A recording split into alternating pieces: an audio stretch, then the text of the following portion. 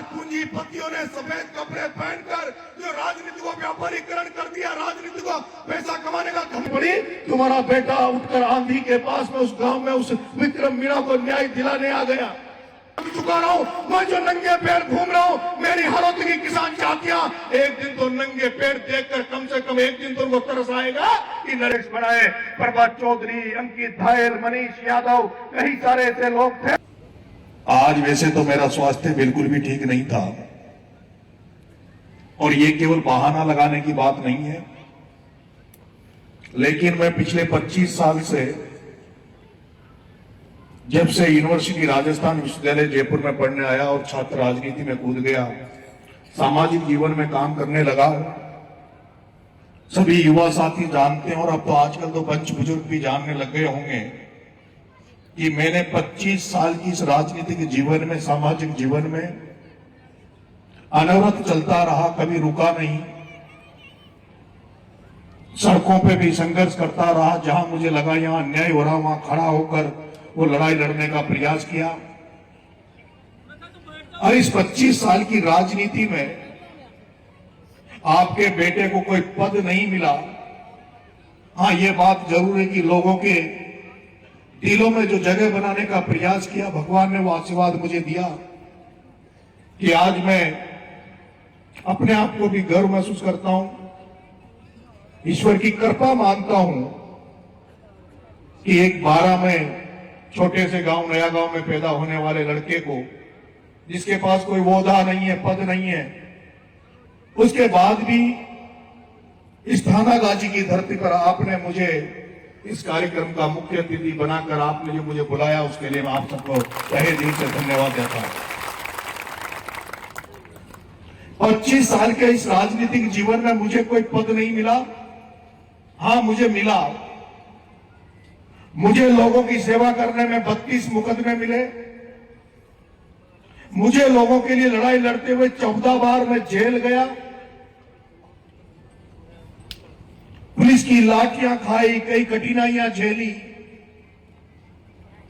एक पटेल के घर में पैदा होने के बाद भी 25 साल में केवल कुछ कमाया तो ये कमाया कि घर से ला ला कर और लोगों के लिए घर को फूंक दिया, बच्चों को दुख दिया। लेकिन मन में एक कामना थी कि जिस तरह से बड़े बड़े लोग हुए जिन्होंने जाने के बाद अपना नाम कमाया, उसी तरह मैं भी इस धरती से जाने के बाद अपना नाम कमाऊं, अपने घर का, अपने परिवार वालों का नाम ऊंचा करूं, अपने समाज का नाम ऊंचा करूं, ऐसा काम करूं जिससे मेरा समाज गौरवान्वित हो। मैं भी ऐसा काम करूं जैसे बाबा साहब भीमराव अंबेडकर को लोग याद करते हैं, जिन्होंने इस देश की आजादी के लिए अपने प्राण न्यौछावर करे, उन लोगों को याद करते हैं। मीणा समाज में जैसे कैप्टन छुट्टनलाल मीणा को लोग आज भी याद कर रहे हैं। जिस तरह से राजस्थान की राजनीति में किरोड़ी लाल जी मीणा जैसे संघर्ष का परिचय देकर संघर्ष करते हुए राजनीति कर रहे हैं, उसी तरह से मैं भी राजनीति करते हुए, ईमानदारी की राजनीति करते हुए, चरित्र की राजनीति करते हुए लोगों में दिल में जगह बना सकूं और अपने लोगों में विश्वास पैदा कर सकूं कि हमारा एक बेटा और पैदा हो रहा है जिसका ख्वाब है कि वो भी कैप्टन छुट्टनलाल किरोड़ी लाल के मार्ग पर आगे बढ़ेगा।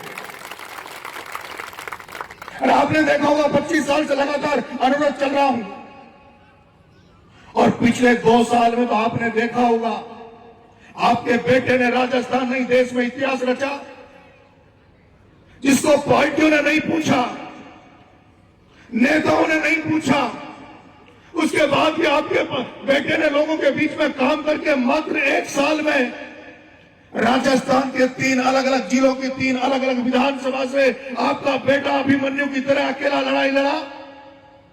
और यह पहला इतिहास में होगा जो 3 अलग अलग विधानसभा से चुनाव लड़ने के बाद भी आपने देखा होगा देवली उनियारा में कांग्रेस की जमानत जब्त करा दी और अंत में किस तरह से धन्ना सेठ पूंजीपतियों को पसीना ला दिया। वो तो जिस तरह से अभिमन्यु को महाभारत में जिस तरह से सबने घेर के मारा, उसी तरह से तुम्हारे बेटे की राजनीतिक हत्या करने के लिए कांग्रेस और बीजेपी एक हो गई।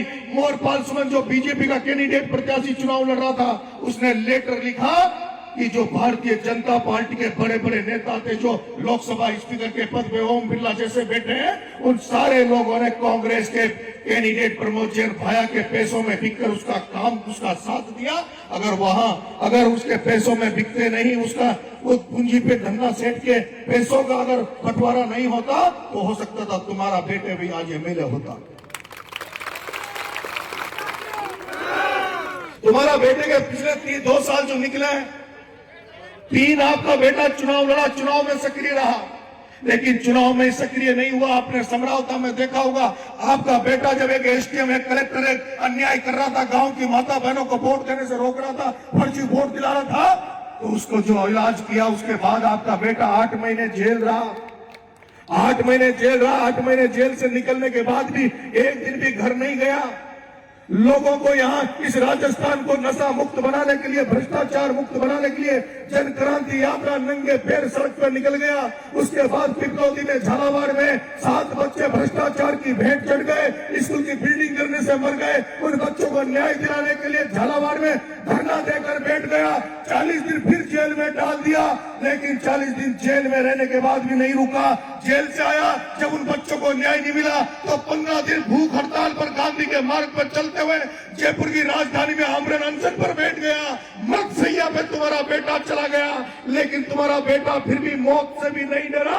लेकिन जिस तरह से लोगों का प्यार था, लोगों की समझाइश के बाद जो हमारी मांग थी, लोगों ने उस मांग को पूरा करने के बाद 15 दिन भूखा रहने के बाद, उन बच्चों को 1 करोड़ की मदद दिलाने के बाद तुम्हारा बेटा भूख हड़ताल से उठा।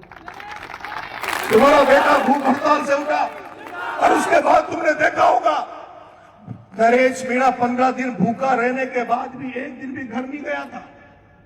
8 महीने जेल में समरावता में रहा, एक दिन घर नहीं सोया। 40 दिन झालावाड़ की जेल में रहा, एक दिन घर नहीं सोया। सीधा अनशन पर बैठ गया। 15 दिन भूखा रहा, एक दिन घर नहीं बैठा। 15 दिन भूख हड़ताल से उतरते ही पता लगा कि आंधी में एक आदिवासी बेटे की कुछ फॉरेस्ट में बकरी चराने गया, उसके साथ अत्याचार हुआ, उसको मजबूरन उसको मौत को गले लगाना पड़ा, आत्महत्या करने पड़ी। तुम्हारा बेटा उठकर आंधी के पास में उस गांव में उस विक्रम मीणा को न्याय दिलाने आ गया। मैं तो जनता का भूखा हूं। भीड़ के बिना रहना ही पसंद नहीं आता। बिना लोगों के बीच में रहा मैं रह नहीं जाता। मन करता हमेशा जनता के बीच में रहूं। लेकिन पिछले 1.5 महीने अंता चुनाव खत्म हुआ। पहले मन था कि तीनों विधानसभा में जाकर लोगों को धन्यवाद दूंगा। अंता में जब धन्यवाद देने निकला तो उन्हीं प्रमोद जैन भाया, उन्हीं धन्ना सेठों ने तुम्हारे बेटे पर हमला करवा दिया। 307 का मुकदमा अभी भी पेंडिंग पड़ा है, जांच में चल रहा। 307 का मुकदमा हमला मेरे पर, फिर भी मेरे ऊपर 307 का मुकदमा लगा दिया। फिर उधर से इधर आया तो देवली उनियारा में गया तो वहां मुझे समस्या नजर आई, तो तुम्हारे बेटे ने फिर एक आंदोलन खड़ा कर दिया और देवली उनियारा में 30 तारीख को आंदोलन किया और वहां की जनता को, बहुत सारे लोगों को न्याय दिलाया। लेकिन दुर्भाग्य गलती से कुछ ऐसे झटका लगा कि सर्वाइकल पेन से परेशान हूं। डॉक्टर ने पट्टा गले में बांध रखा है, रात को जैसे करवट नहीं ली जाती। और मेरा दुख जब होता है, दुख होता है कि मुझे जो चाहने वाले लोग हैं, जो मेरे शुभचिंतक हैं, जो मेरे स्वास्थ्य के बारे में सोचते हैं, वो हर व्यक्ति फोन करके मेरे से कहता है, मिलने आता तो कहता है, भाई साहब कुछ दिन के लिए स्वास्थ्य पे ध्यान दे लो, कुछ दिन आराम कर लो, रेस्ट कर लो, और उसके बाद पूरी जिंदगी आपके लिए पड़ी है, पूरी जिंदगी संघर्ष करने के लिए पड़ी है। लेकिन उन्हीं जगह जहां वो निजी लोग, अपने लोग मुझे ये कहते हैं कि भाई साहब स्वास्थ्य पे ध्यान रखो, अपने शरीर पर ध्यान रखो, वही लोग कहते हैं भाई साहब मेरे घर में शादी है, आपको तो आना पड़ेगा। बीच में कैलाश जी भामा साहब चले गए। मैंने कहा कैलाश जी मैं आपके कार्यक्रम में आ जाऊंगा अगर मेरा स्वास्थ्य ठीक हो गया तो। अगर मेरा स्वास्थ्य ठीक हो गया तो मैं आ जाऊंगा और मैं 5 तारीख को फेसबुक पे डाल दूंगा कि मैं आऊंगा कि नहीं आऊंगा। मेरी तबीयत ठीक नहीं थी, मैंने इसलिए फेसबुक पे नहीं डाला। तो कल सुबह ये पहुंच गए कि अपने बसवा के एक पंडित जी थे देसी, वो सर्वाइकल का इलाज करते हैं। मेरे को उठा के उनके पास ले गया, उन्होंने कुछ नसें दबाई, थोड़ा बहुत फायदा हुआ। लेकिन कल तो फायदा हुआ, रात भर, आज फिर सुबह मेरे वापिस पूरा दर्द होने लग गया। और ये लकवे की जैसे बीमारी होती है उस तरह की बीमारी है। दोनों अंगुलियां सुन्न पड़ी हुई है, काम नहीं कर रही। लेकिन फिर ये जब कल गए तो मैंने कहा भाई मैं आऊंगा, मैंने वादा किया। लेकिन मैंने आज कोई सोशल मीडिया पे नहीं डाला। आपके माध्यम से लोगों से भी मैं अपील करता हूं कि आप मुझे लंबी लड़ाई का, रेस का चेतक घोड़ा जैसा बनाना चाहते हो या मुझे तुरंत ही निमटा देना चाहते हो। अगर आप चाहते हो कि मैं लंबा चलूं, मुझे बहुत सारी, मैं जिस तरह से अर्जुन ने मच्छी की आंख में देखकर तीर चलाया जिसका टारगेट था, उसी तरह मैं भी चाहता हूं, जिन महान पुरुषों का नाम मैं लेता हूं, जिनके पदचिन्हों में चलता हूं, कि उन जैसा बनूं तो उन जैसा मुझे भी मेहनत करनी पड़ेगी, उसके लिए काम करना पड़ेगा, उसके लिए काम करना पड़ेगा, जनता में मुझे समय भी देना पड़ेगा, लेकिन उसका एक रूपरेखा बनानी पड़ेगी। आज आपके इलाके में आया हूं, अंतर चुनाव के बाद में इच्छा थी थाना गाजी में जिस तरह से गांव में मेरे नाम के बोर्ड लगाए, मुझे जिस तरह का आशीर्वाद प्यार दिया, मेरी इच्छा थी कि थाना गाजी में तामझाम से आऊंगा, पूरी सिस्टम से आऊंगा। लेकिन आज जिस तरह से मेजबानी में तो आपने कोई कमी नहीं रखी, पर मेजबानी भी जब अच्छी लगती, जब दूल्हा भी बारात को ढंग से लेके आता और मैं भी 50-100 गाड़ी लेके तामझाम से आता तो आपको भी और शोभा आपकी इस कार्यक्रम में बढ़ती। लेकिन मैं इसीलिए नहीं आया, और मैं ये भी जानता हूं कि आज इस कार्यक्रम में आ गया तो कल से मेरे पास 10 फोन ऐसे आने लग जाएंगे, भाई साहब आप वहां चले गए तो आप हमारे कार्यक्रम में क्यों नहीं आए, आप हमारे शादी में नहीं आए, हमारी सगाई में नहीं आए, इसका मतलब आप हमें नहीं चाहते हो। लेकिन आज मेरी मजबूरी थी, ये केला मेरी इच्छा नहीं थी, पर कैलाश जी ने मजबूर कर दिया कि आपके दर्शन करने के लिए, इस कार्यक्रम में आने के लिए, तो उसके लिए आप सबके दर्शन, उसके लिए मैं आपका आभारी हूं। कैलाश जी ने एक बहुत बड़ी प्यारी बात कही। वैसे तो आज जो राजनीति में लोग आ रहे हैं, जो सफेद कपड़े पहनकर जो घूम रहे हैं, जिनसे जनता न्याय की उम्मीद करती है, जिन सफेद पोष कपड़ों में घूमने वाले नेताओं से उम्मीद करती है कि नेता हमारी मदद करेंगे, लेकिन नेता तो आजकल ऐसे हो गए कि अगर कोई काला सांप किसी नेता को काट ले तो नेता नहीं मरेगा, नेता इतने जहरीले हो गए, नेता नहीं मरेगा, काला सांप मर जाएगा। नेता नहीं मरेगा, काला सांप मर जाएगा। नेता इतने जहरीले हो गए, इतने खराब हो गए। और मैंने तो देखा है, कैलाश जी कह रहे थे कि नरेश मीणा को 2028 में चप्पलें पहनाओगे कि नहीं पहनाओगे। नरेश मीणा इतने छोटे स्वार्थ के लिए चप्पल नहीं छोड़ेगा। नरेश मीणा इतनी छोटी सोच नहीं रख सकता कि मैं एमएलए बनने के लिए चप्पल छोड़ दूं, नंगे पैर घूमूं और जनता को यह कहूं कि मैं एमएलए बनने के लिए नंगे पैर घूम रहा हूं। तुम्हारा बेटा इतना कमजोर, तुम्हारा बेटा इतनी छोटी सोच नहीं रख सकता कि एमएलए बनने के लिए नंगे पैर घूमूं। अरे नरेश मीणा तो हाड़ौती के किसानों को आजाद कराने के लिए नंगे पैर घूम रहा है। हाड़ौती की किसान जातियों को राजनीतिक तौर पर आजाद कराने के लिए नंगे पैर घूम रहा है। नरेश मीणा की सोच बड़ी है। नरेश मीणा की सोच वैसी है जैसे कैप्टन छुट्टन लाल ने 1956 में राजस्थान के मीणाओं को आरक्षण दिला दिया। आज भी मध्य प्रदेश में मीणाओं को एसटी का आरक्षण नहीं है। उत्तर प्रदेश में आज भी मीणाओं को एसटी का आरक्षण नहीं है। राजस्थान के मीणाओं को अगर एसटी का आरक्षण है तो कैप्टन छुट्टन लाल का कि तेरे कैप्टन छुट्टन लाल की वजह से आरक्षण है। मैं नरेश मीणा चाहता हूं कि जिस तरह से हाड़ौती में उन 4 जिलों में 4 धन्ना सेठों ने, 4 व्यापारियों ने, 4 पूंजीपतियों ने सफेद कपड़े पहनकर जो राजनीति को व्यापारीकरण कर दिया, राजनीति को पैसा कमाने का धंधा बना लिया, उस ओम बिरला, प्रमोद जैन, भाया प्रताप सिंह सिंघवी और शांति धारीवाल से उन 4 जिलों की राजनीति को आजाद कराने नरेश मीणा नंगे पैर निकला है।